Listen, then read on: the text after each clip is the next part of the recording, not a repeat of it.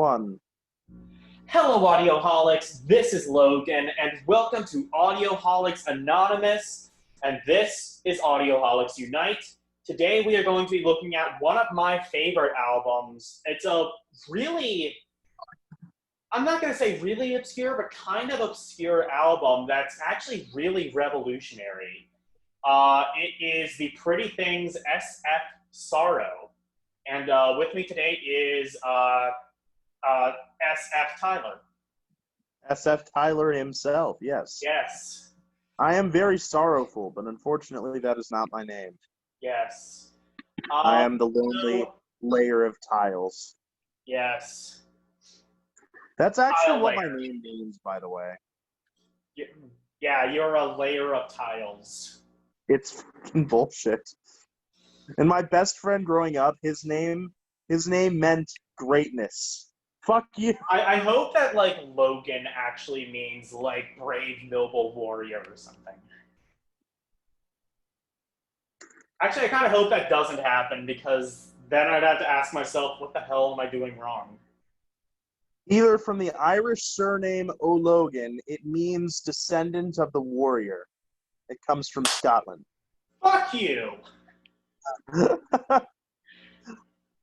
This once upon a time surname has now become a trendy first name in its own right. Yeah. Fuck you, you fucking descendant of the warrior. I think, no, the worst part is that means Logan Paul is a descendant of a warrior. Oh. Oh, no. No, no, no, no, no. That's as impossible. I hope Jake, like, translates to, like, literal ass cancer or something. Ass cancer. Yeah, that's basically what he is. Yeah. So Jake is essentially derived from Jack, Yeah. which was originally a pet form of John via the nickname of Jankin. Basically, it means God is gracious, according to this like etymology site. Okay, well, that's obviously bullshit because God isn't gracious because he created Jake Paul. He is the most cruel ruler that ever was. Exactly. I you know, yeah. So, SF Sorrow. This is widely considered to be one of the first rock operas, predating the Who's Tommy by a full year, even though members of the Who have said that Pete Townsend did not get any influence from SF Sorrow, which honestly I think is kind of bullshit. Or I don't know, like I say that, but like if you really think about it, rock opera was like one of those like a rock opera is like one of those concepts like if the Pretty Things didn't do it and the Who didn't do it, someone else would have done it. Probably. Like you already At have some point. opera, you already have like, singing a singing song with a storyline.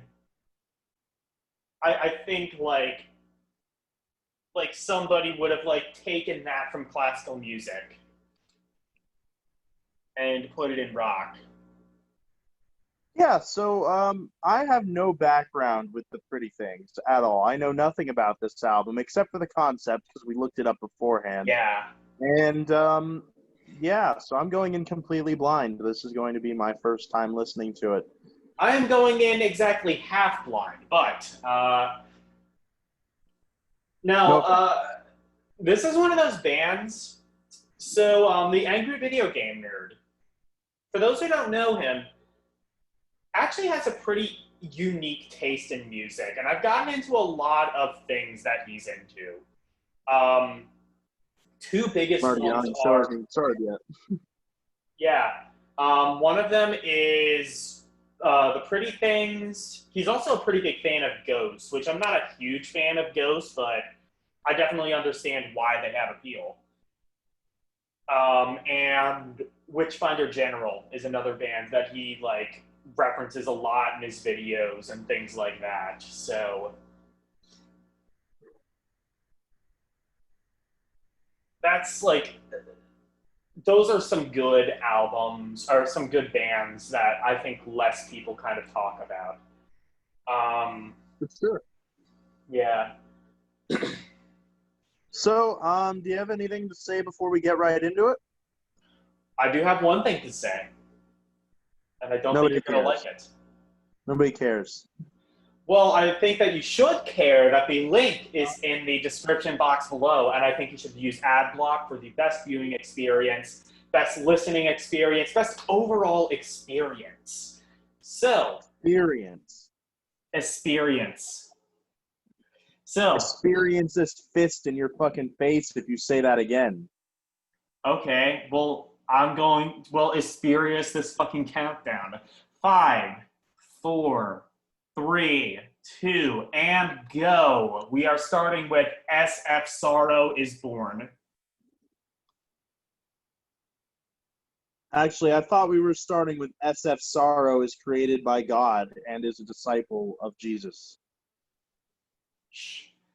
So, interesting thing. I kind of remember the Yeah, nobody concept. cares. Nobody cares. Quiet. He's just gonna nerd out this entire show. Oh yeah, like you wouldn't be doing that if we were reviewing a fucking Architects album. Fair.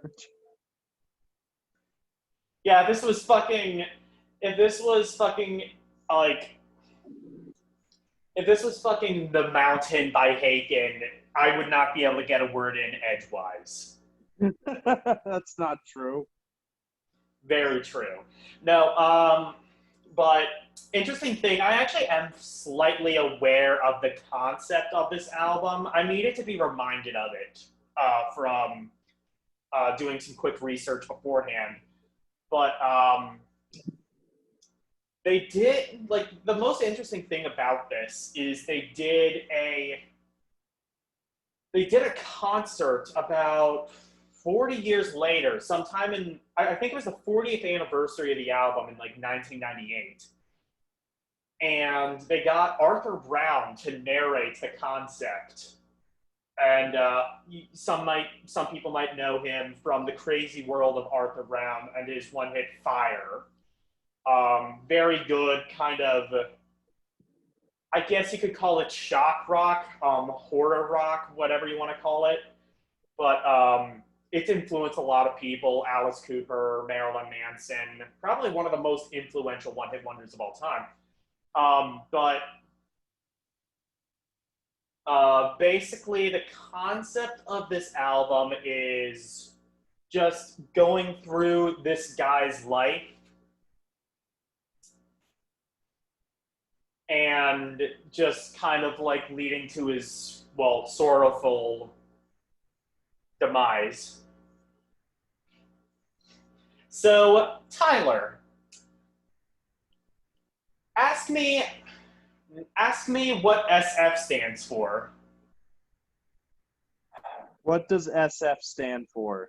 I am so glad you asked. I would have never thought to have asked that question. The answer is absolutely nothing.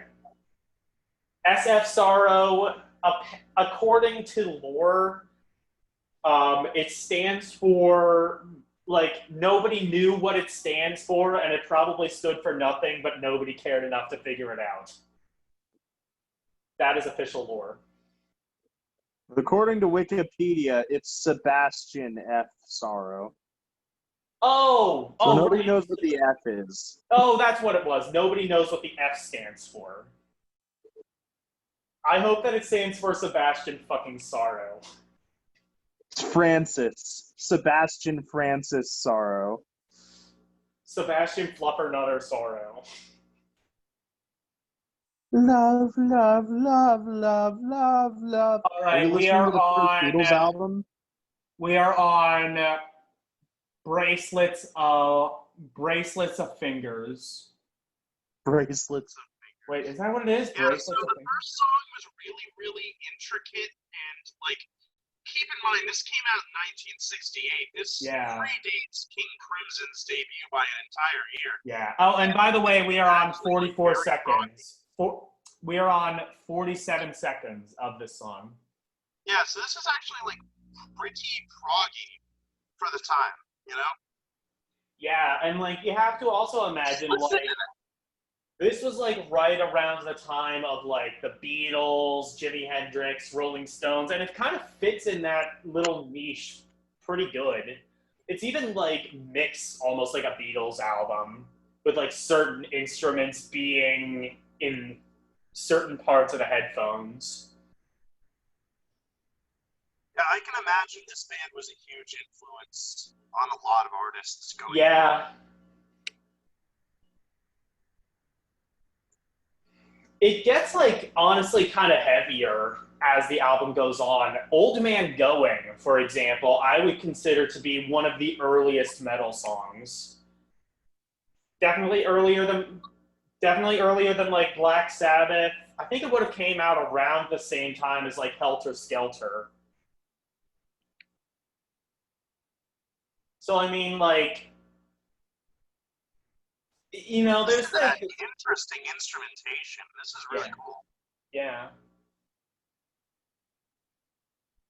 This actually Vocal kind of reminds me melodies of the and Hollies. harmonies are really well done. Yeah.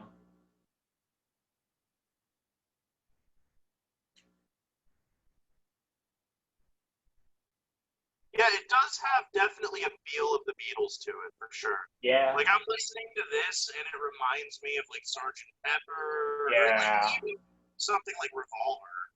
Yeah, I think I'm willing to guess like Sgt. Pepper was probably this band's biggest influence musically, at least for this album.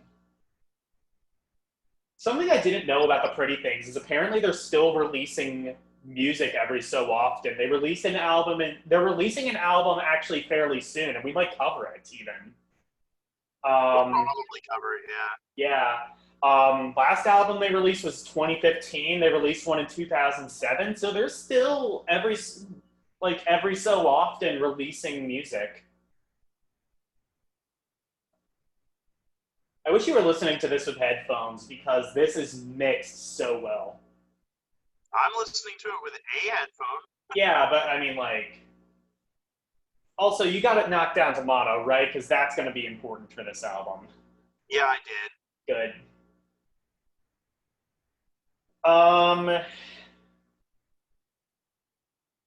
Yeah, but this song I'm reading up on like the influence of the Pretty Things while we're listening to this album, and they've influenced David Bowie a lot. Even did some covers.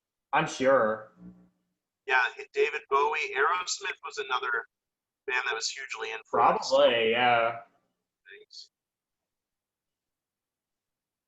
Another band we'll need to cover at some point is probably Spooky Tooth. We are on probably. She Says Good Morning, 20 seconds in. Oh, this is a good song.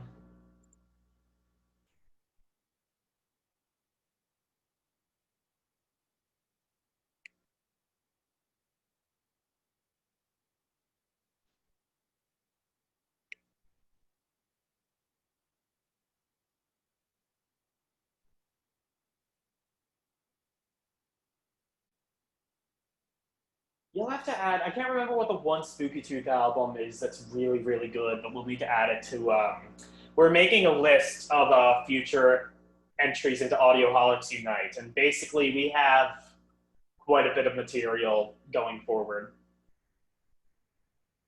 Yeah, that's probably a good thing. Yeah.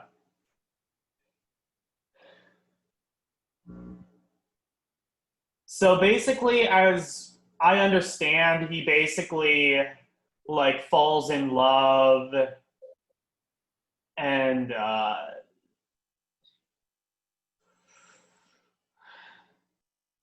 yeah, I don't entirely remember.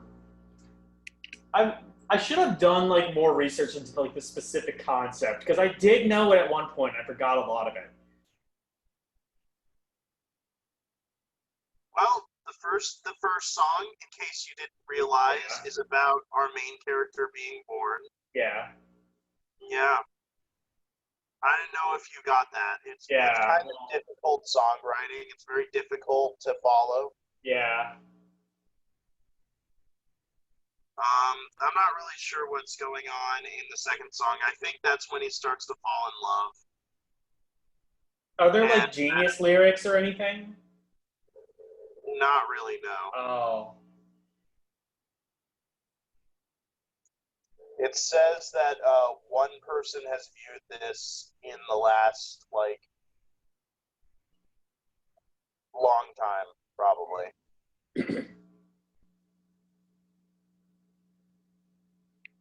There was only 3 contributors in the entire, like, history of this thing on Genius. That's how unknown it is.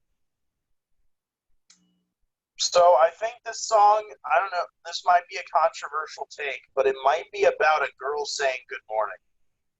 Yeah. Yeah, yeah. I don't know. Do you think that's what it is? I'm not sure. Yeah, I imagine like this is like him falling in love. Yeah, that's probably my what the area of understanding. the album is. Because, like, I'm reading through the lyrics, and this is literally just about him, like, seeing her and her saying good morning. And, yeah. That's it. All right.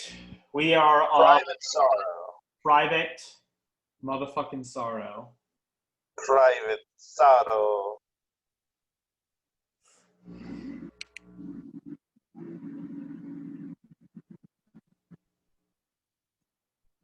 One thing I found out recently that pissed me the fuck off, Defecting Gray was not originally on this album, apparently. It was a bonus track, which is weird, which is sad because that's probably the best song on the album.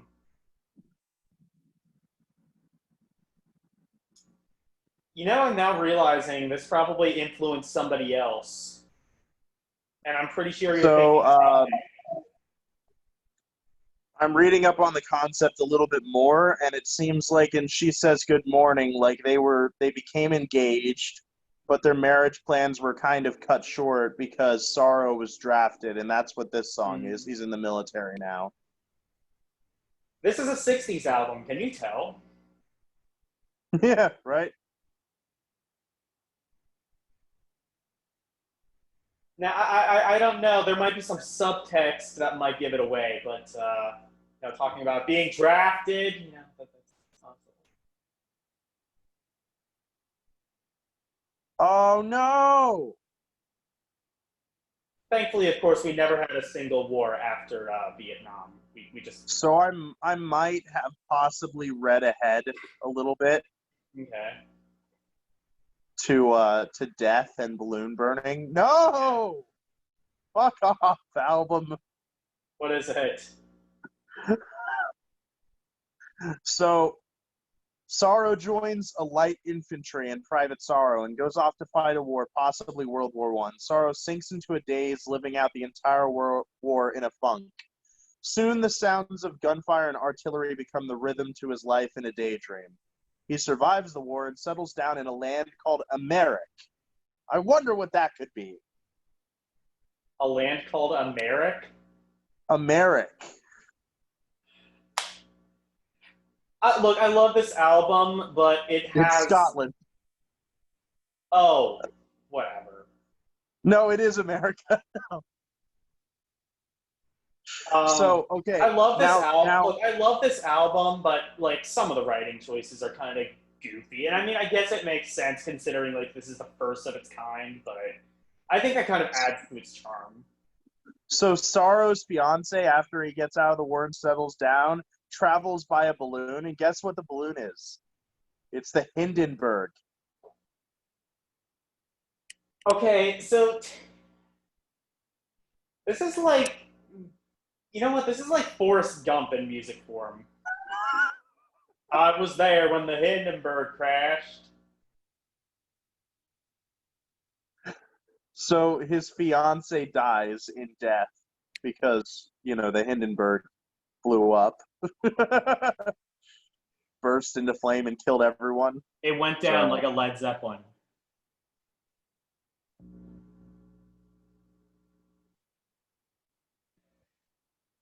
I mean, look, it has some stupid writing decisions, but it's the first of its kind. I think Tommy as a whole is just a better album, but I think musically, like, I think instrumentally, this is a better album than Tommy.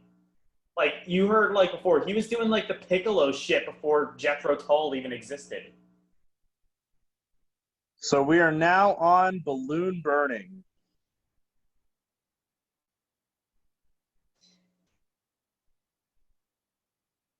Yeah, I gotta say I'm enjoying this album so far, even though the writing is pretty funny and goofy. Yeah. So after his fiancée dies, he drifts into a state of depression that leads him on an epic journey to the center of his subconscious. Oh my god, this is so 60s, it hurts. When wandering the streets, he encounters the mysterious Baron Saturday, a character meant to represent Baron Samedi, a deity in Haitian voodoo religion. That's actually kind of clever. I never would have figured that out. The black-cloaked Saturday invites Sorrow to take a journey and then, without waiting for a response, borrows his eyes and initiates a trip through the underworld. This album is insane. What the fuck is this? The story is insane. Oh yeah, I had a fiance, but she died in the Hindenburg. And then I had a went fiance and she died in the Hindenburg. Oh well, let's go to the underworld of hell. With a voodoo god. So now it's a divine comedy. I think this album comes with like a scratch and sniff pot leaf.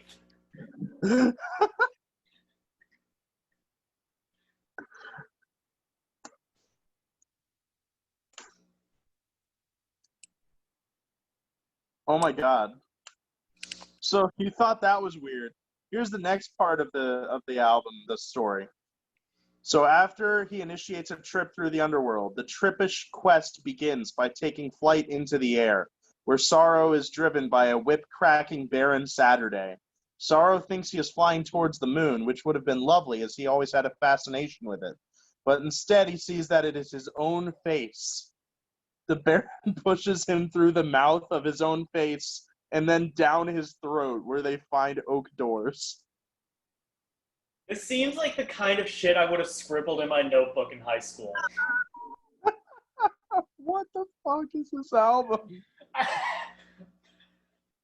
Okay, serious talk though. This album was actually revolutionary, but I mean, it's fantastic and revolutionary and whatever else, but they were on copious amounts of drugs when they wrote. They were on everything. They did all the drugs. They did every drug on mankind. Exactly. Water. If you think water is a drug, then fine. They drank some water. They drank some fucking water. You know, you can't actually overdose from water. That's a thing you can't do. That is a thing. That actually, there's a story I remember hearing about, speaking of high school, a story I remember hearing about in high school. My one science teacher told me there was this contest a radio station did where it's "We for a We." So basically, you have to drink as much water. You had to drink as much water as you possibly could, and if you drank like a certain amount of water, you could win a Nintendo Wii.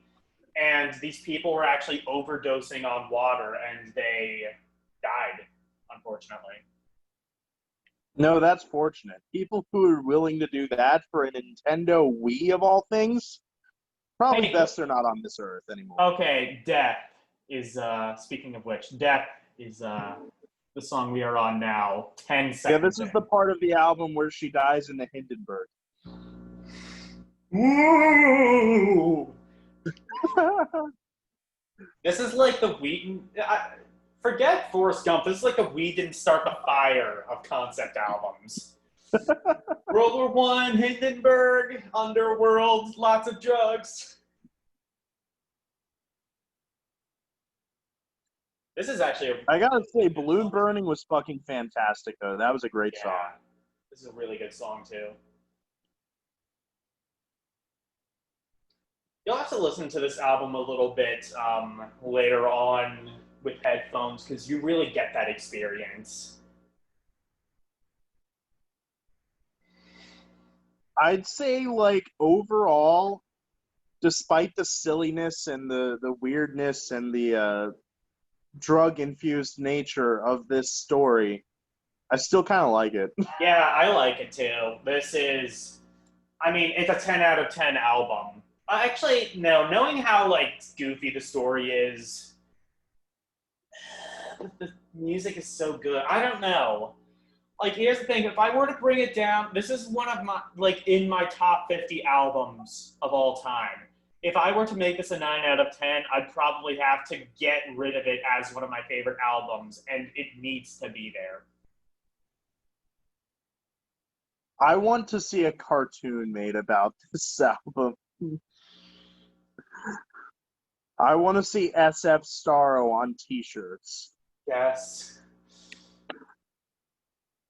The Adventures of SF Saturday Starro. mornings at 8 a.m.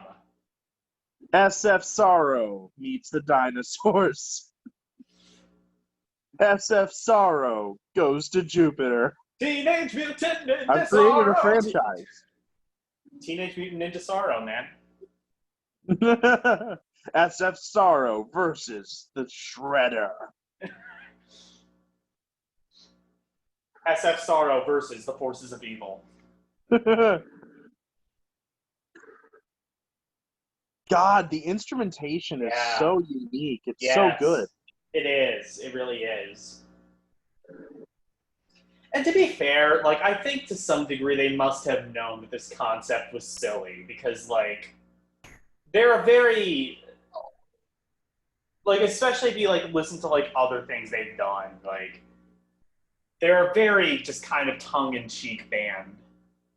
Yeah. So it would not strike me if they weren't, like, totally aware this concept was fucking goofy. They have to have been aware. Like, there's just no way. We are on Barren Saturday. 11. This is the one about, like, the Yeah. voodoo god. 17 seconds in.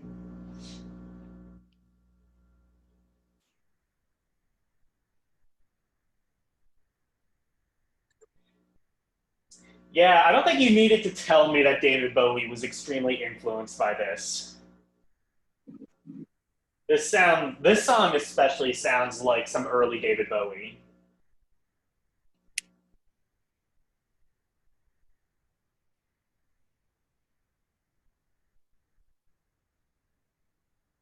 I need to get more into David Bowie.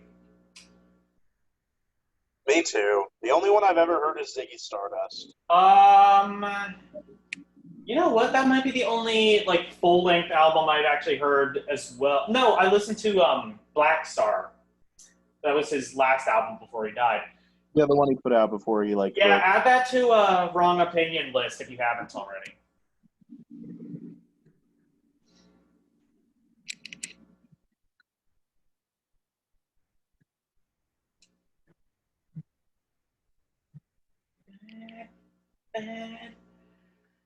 Guys, if you've never listened to this album, if you're just listening to us ramble about this album and you aren't actually listening to it in the background, listen to this album. Whether it's with me, whether it's on your own, listen to this fucking album. The instrumentals and just the production are amazing.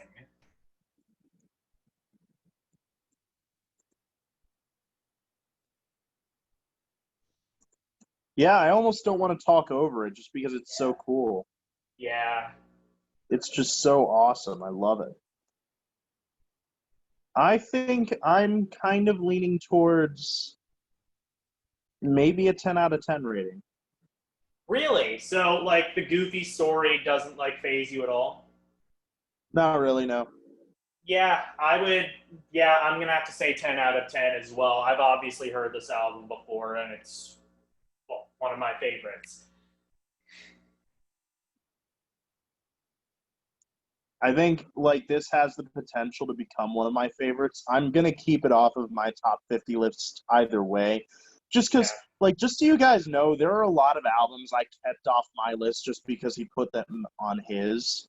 I'm okay with some overlap, but I don't want our lists to be exactly the same, you Well, know? they aren't going to be exactly the same. Like, there's no way I'm going to put a Haken album or a Tool album or an Architects album on my list. I don't even think I put an Architects album on mine. Or, Symphony X. I'm not putting even if I end up loving Symphony X, I'm pretty sure there's no way I'm going to put a Symphony X album on my list. I don't know.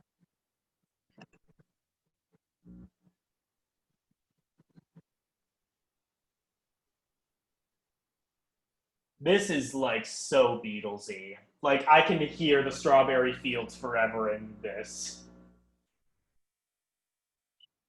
I would not be surprised. Who the fuck produced this, and are they related to George Martin? Because I would not be surprised if George Martin actually produced this. Actually, I would be, but like, I don't think so.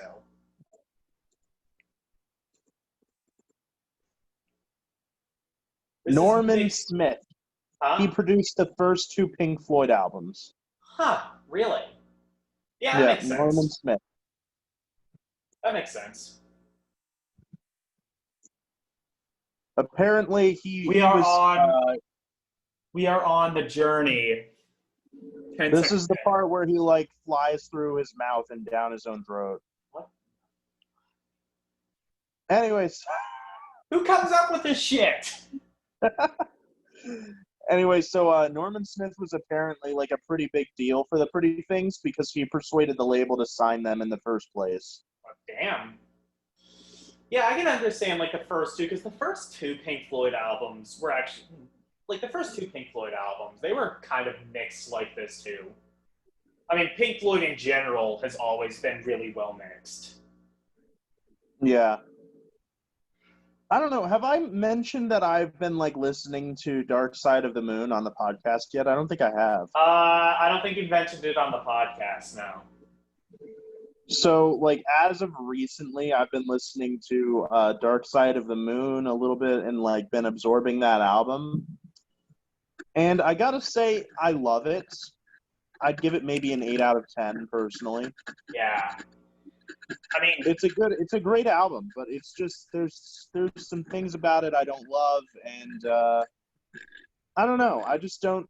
It didn't blow my mind. Like, I've talked to people. I think you're the one who even said this in the first place. Like, oh, it changed my entire world when I did. I said that. It changed my life.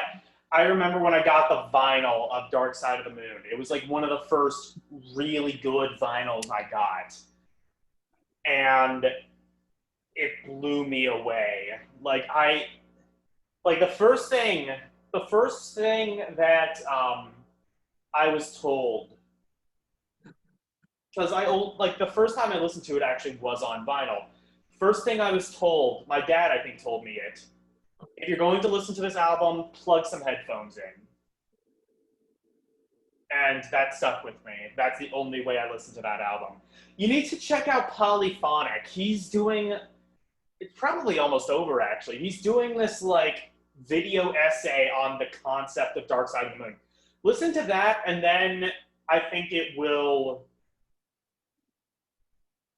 enlighten you a little bit more as to at least why the album is as revered as it is. I mean, for a while, I think it was the best-selling album of all time. Even now, I think it's still in the top 3. Yeah, I can see why. I don't know. Musically speaking, it doesn't it's nothing I haven't heard before. I see. 11 seconds in. Okay, so let's see where this is. Huh? Okay, so in this song, he finds a room full of mirrors, and each mirror shows a memory from his childhood, which the old god suggests that he studies well. After the Hall of Mirrors comes a long winding staircase, which brings him 2 opaque mirrors that show him horrible truths and revelations from his life. Sorrow is destroyed by his journey.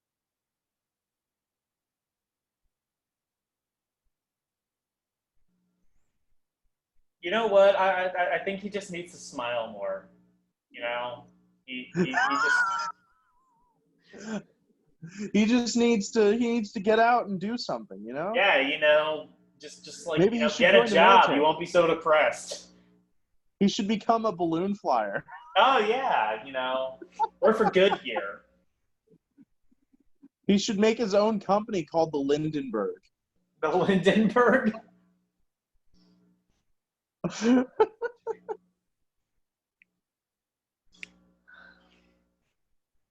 This song kind of sucks. I don't like this one. This is, yeah, I would say this isn't my favorite song on here. It's weaker.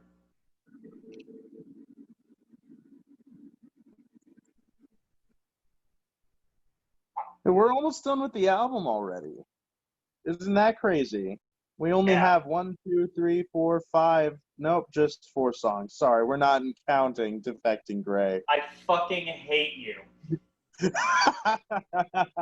You're going to listen to that song and you're going to understand why I was so pissed that of my revelation that wasn't on the album.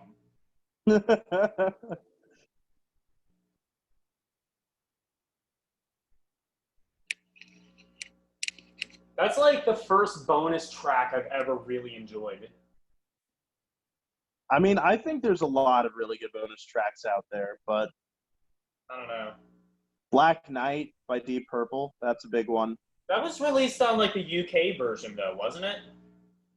I don't know. I know it was originally a bonus track. That's all I know. Mm. You know what this kind of reminds me of? Yeah. What's the name of that song?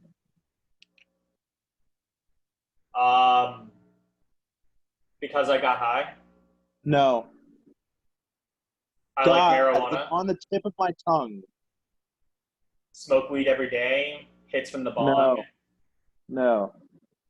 Lucy in the Sky with Diamonds. How's that song go? The joke is it's about drugs. But I don't remember how it goes. Lucy in the Sky with Diamonds. No, not that. Yeah, no.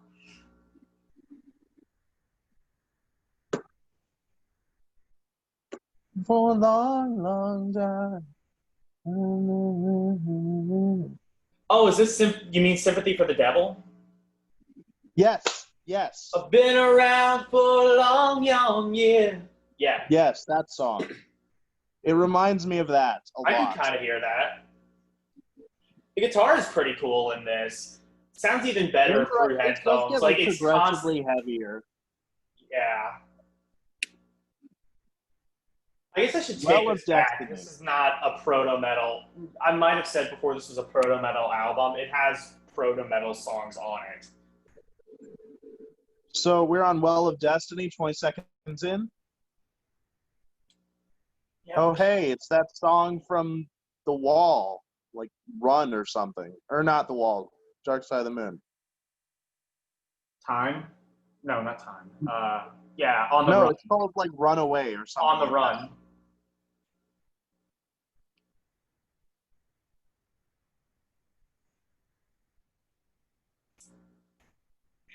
This sounds like King Crimson. Yeah. Maybe I do need to give King Crimson another chance, because this does sound a lot like them. This is my thing. You need to listen to Red. I do. Here's the thing about, I've listened to Court of the Crimson King. This is one of his favorite albums of all time. I understand why, but to me, it just seems totally bookended. Epitaph, you know what's funny? No, not Epitaph. In the Court of the Crimson King and 21st Century Schizoid Man, I think are the two best songs on the album. And the other ones, you know what's funny? Not very good. I follow the King Crimson subreddit, and like most people who are fans of King Crimson, that's not their favorite album. A lot of people love Red. A lot of people love Discipline. I think that's the name of it. A lot of people love quite a few other albums. I have only ever heard Red and In the Court of the Crimson King. Well, wrong opinion. I'm sure that's on Wrong Opinion somewhere. Yeah, on the it list is. Somewhere. We All are right, now we are on Trust. 12 seconds. And this song is about how he's been destroyed by his journey and he no longer trusts anyone because, well, I'll just let Wikipedia tell you. It leads him to understand that no one can be trusted any longer and that society will only do away with you when you become old and serve it no longer. He is driven into a dark mental seclusion where he suffers from eternal loneliness. Much like the wall, SF Sorrow is the tale of a man who has endured hardships, which he uses to build into a mental wall that cuts him off from the rest of the waking world and leaves them without light. I'm sure that, probably the band that was the most influenced by this was Pink Floyd. I would not be surprised if they had a lot of influence on this. Like the concepts of, life and death and what life all means and the things that control us. And I mean, considering they had the same fucking producer.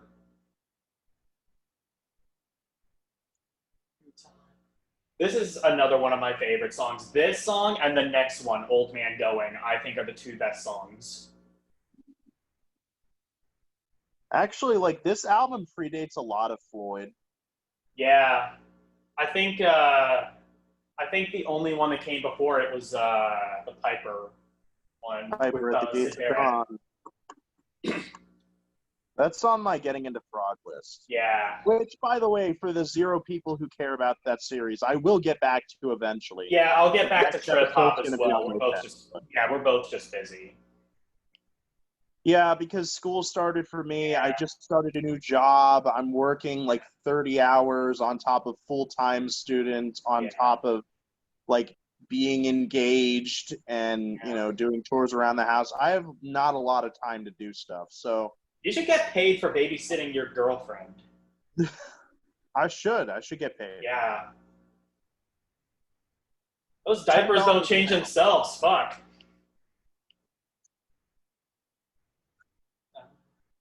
Those diapers don't change themselves. Yeah. No, she Is she toilet trained? Wears the auto diapers, Oh, got it. Yeah. We are on Old Man Going. 0 seconds. This is the worst song on the album. I'm just kidding.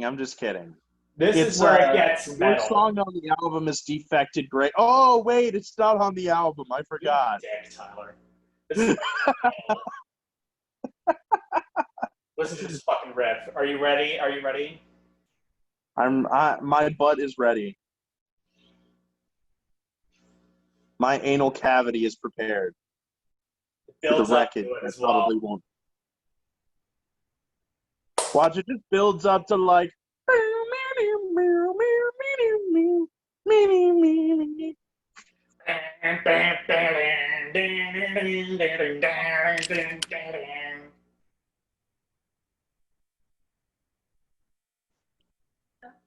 Yeah, this is pretty good.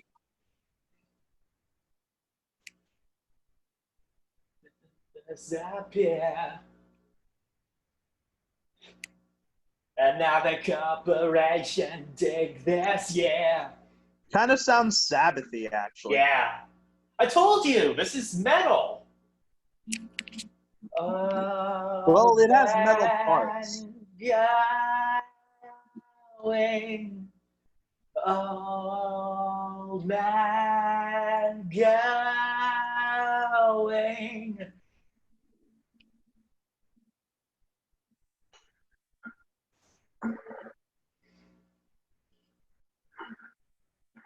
Man going. Oh yeah, the next song is the last one on the album. I guess we should talk about what we thought of it. I'll go first since you've heard this a billion times. So overall, I thought this was a really interesting album. I went into it expecting some weird indie shit. And in a way, that's what it is. But actually, I would say it's proto-prog. I've heard some people make an argument that the Beatles were the first real progressive rock group.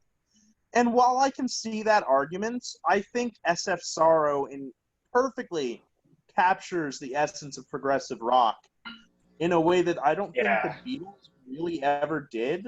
Well, I mean, So I think you could make the argument that SF Sorrow is actually one of the first prog groups out there, or at least from this album anyway.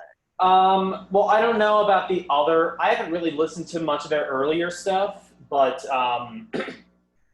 the one Pink Floyd album came out before, and then that was like honestly proggier than like their later shit.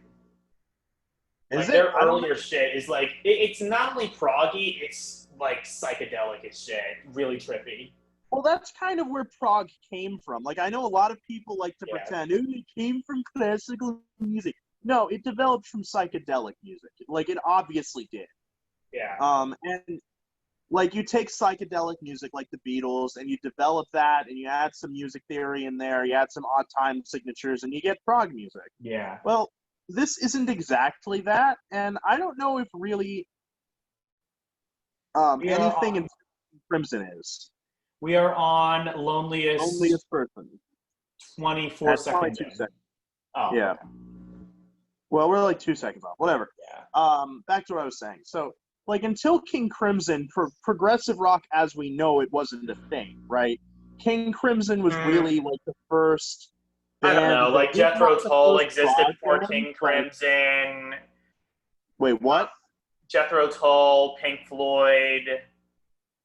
Yeah, but In the Court of the Crimson King specifically was the first album that really had that style of prog to it. That would define 70s progressive music, and like then it would develop into 80s prog and then prog metal like Fates Warning, right? Was there really a lot of 80s prog outside of Kate Bush? There's more than you would think. There was like UK, Marillion, IQ, I think was also an 80s prog band. I've never really listened to them. All right, we are You wouldn't done have really with listened the to any album. of them, but I think like the interesting thing about this album, and it is done now, is that like you can clearly hear influence. Like I don't know if King Crimson or any of these other prog bands have ever come out and said, yes, I was influenced by the Pretty Things, but it would shock me if they weren't. Yeah. It would just absolutely shock me. It'd be like Greta Van Fleet coming out and being like, yeah, I've never heard of Led Zeppelin. I mean, they have come out and said that, but you know. No, they've come out and said they weren't influenced by Led Zeppelin. Oh, no. That was Kingdom Come that said they'd never heard of Led Zeppelin. Korn like said that they weren't influenced by metal at all, which is a crock of bullshit too. But either way, really interesting album, and for its time, revolutionary. You know, it's considered the first rock opera of all time. Yeah. It's instrumentally brilliant. It's vocally really cool. Very much influenced by the Beatles. I think, like honestly, that album could have been a Beatles album had the Beatles continued to put out music. You know? Yeah. There's a couple albums I think are like that. A lot of bands I think are kind of like, well, Badfinger is the one that immediately comes to mind of like if the Beatles had continued recording. I mean, like they were signed to the Beatles' own label. I'm pretty sure George Martin produced a lot of their shit. Let's see, there's all like maybe like Cheap Trick to some degree, Oasis maybe. To a lesser extent, maybe. To a lesser extent. Maybe like the Apples in Stereo. I don't know. Like, I say that though, but like I feel like the Beatles would have progressed further on. So. Yeah. But either way, I think overall that I had a very fun time with this album. I think I'm going to take a step back from my 10 out of 10 rating from earlier. After listening to the whole thing, I think there's like a few tracks that kind of are a little weaker. Specifically The Journey and I See You and like some of the shorter tracks I feel like you could have just like gotten rid of. Like, what is the Well of Destiny? What is the point of that song? It's just a whole lot of nothing. Yeah. You know? And Defecting Gray, you claim is like the best song on the album. Why couldn't you have cut like one of those songs and put Defecting Gray in? I I don't mean, know. I guess it's kind of harder to cut songs from a concept album.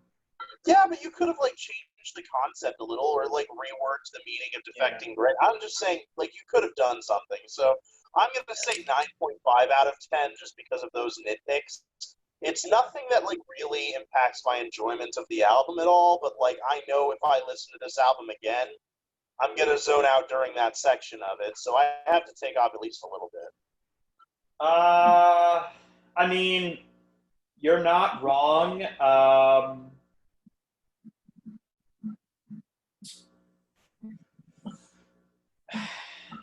Here's the thing. The album is not perfect. I'm gonna pretend like it is anyway. No, because like there are songs that are so good that I think that they make up for maybe some of the slightly slightly weaker tracks. I wouldn't say there's a single bad song on this album. But Yeah, no, I didn't say that they were bad songs or anything, just slightly weaker. Yeah, so I'm going to still keep my 10 out of 10. I think that even the songs that I like slightly less than others, I think flow well enough with the mix to where they warrant at least existing. So that's kind of my take. And, you know, like, influence and all of that aside, it's just a really good album. Old Man Going, Trust, what is it, Barren Saturday, SF Sorrow is Born, She's There, She Says Good Morning. Just amazing. I think my favorite song on the album is probably Balloon Burning, but Death, Old Man Going, Trust. Death is another very good song. Bracelet of Fingers was really cool too. Yeah. Although I did mock it a little bit because it's love in the beginning of the song. Yeah. That's a little silly. That's like some cringy Beatles shit from the early days. Yeah, exactly. All you need are drugs. And that's the message we leave you people tonight. Yes. All you need to live and make an amazing album like SF Sorrow is cocaine. I mean, yeah. Yeah. I mean, half of the album covers white. You think that's semen? No, dude, that's coke. I mean, if we're going by that, then like the Beatles will always win. You know, I don't know if this is true, but I read somewhere that the reason they called it the White Album was because like they were doing so much coke at the time. Well, I mean, it's not officially called the White Album. I know, but it is white, and like everybody called it that upon release too. Well, I mean, I mean, yeah, but I don't think like anybody officially called it the White Album. It's officially just self-titled, and I think colloquially it's like Metallica. Like nobody, like I don't think anybody officially ever called it the Black Album. That's just something. Oh yeah. Yeah, no, like both Paul McCartney has called it the White Album. Yeah, later after it's become like. Too. Well, yeah, but like after it's like released, probably. Yeah, and Metallica called it the Black Album too. Yeah. Like they've done that consistently throughout their entire. Yeah. Yeah. But no, I read somewhere that like because they were doing so much coke at the time, they just made it white. There was what was that one Weezer album? I think like I don't know if it's actually called it or not, but I think like is it the Teal album? Yeah.